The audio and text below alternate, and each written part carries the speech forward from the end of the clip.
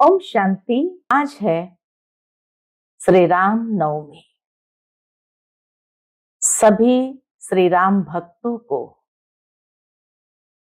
श्री राम के दिव्य जन्म दिवस की बहुत बहुत हार्दिक बधाई हो, बधाई हो, बधाई हो। मर्यादा पुरुषोत्तम श्री राम को भगवान कहे, देवता कहे या मानव कहे, श्री राम भगवान भी थे, क्योंकि भ माना भूमि, ग माना गगन, व माना वायु, अ माना आकाश, न माना नीर। जिन्होंने पांचों तत्व के ऊपर संपूर्ण अधिकार प्राप्त किया हुआ था, उसको भगवान कहेंगे, अर्थात जो प्रकृति पति थे। साथ ही उन्हें देवता भी कहेंगे, क्योंकि जो दिव्य गुणों से संपन्न थे, मर्यादा पुरुषोत्तम थे, पुरुषों में उत्तम पुरुष, जिनके जीवन के अंदर दिव्यता समाई हुई थी। हर कर्म में, व्यवहार में वो दिव्यता स्पष्ट नजर आती थी। तो उन्हें देवता भी कहेंगे और उन्हें मानव भी कहेंगे, क्योंकि त्रेता युग में उन्होंने इस संसार के अंदर मनुष्य को कुछ सिखाने के लिए,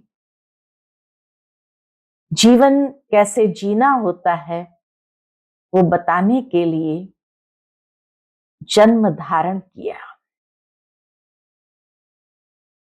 परंतु जीवन कैसे जीना है, जीवन में अनेक उतार चढ़ाव तो आएंगे। श्री राम के जीवन में भी अनेक उतार चढ़ाव आए, परंतु धैर्यता, गंभीरता और स्थिरता के साथ, मानसिक संतुलन के साथ उन्होंने हर परिस्थिति को सकारात्मक तरीके से पार किया। अर्थात आज के मनुष्य को कितनी सुंदर सीख दी कि जीवन में कितनी भी परिस्थितियां आए, चुनौतियां आए, अनेक उतार चढ़ाव आए, परंतु अपना आपा खोना नहीं है। धैर्यता और गंभीरता के साथ सकारात्मक तरीके से उन सभी परिस्थितियों को पार करना है। साथ ही साथ संबंधों के अंदर हर संबंध को कैसे निभाना होता है, बड़े सुंदर ढंग से उन्होंने अपने जीवन के माध्यम से सिखाया। चाहे माता पिता के साथ का संबंध हो, चाहे मां कैकेयी के साथ का संबंध हो, मां सुमित्रा के साथ का संबंध हो, लेकिन उन्होंने कभी माता कौशल्या और माता कैकेयी में कोई अंतर नहीं किया। सबके साथ समानता का व्यवहार। तो सभी भाइयों के साथ का संबंध क्यों ना हो, उसको कैसे निभाना है। इतना ही नहीं, लेकिन एक दासी मंथरा, जिन्होंने अपने नकारात्मक वृत्ति से, नकारात्मक भावना को लेकर के श्री राम के जीवन में जहर घोलने का प्रयत्न किया, उनके प्रति भी कभी कोई अंतर नहीं किया। तो चाहे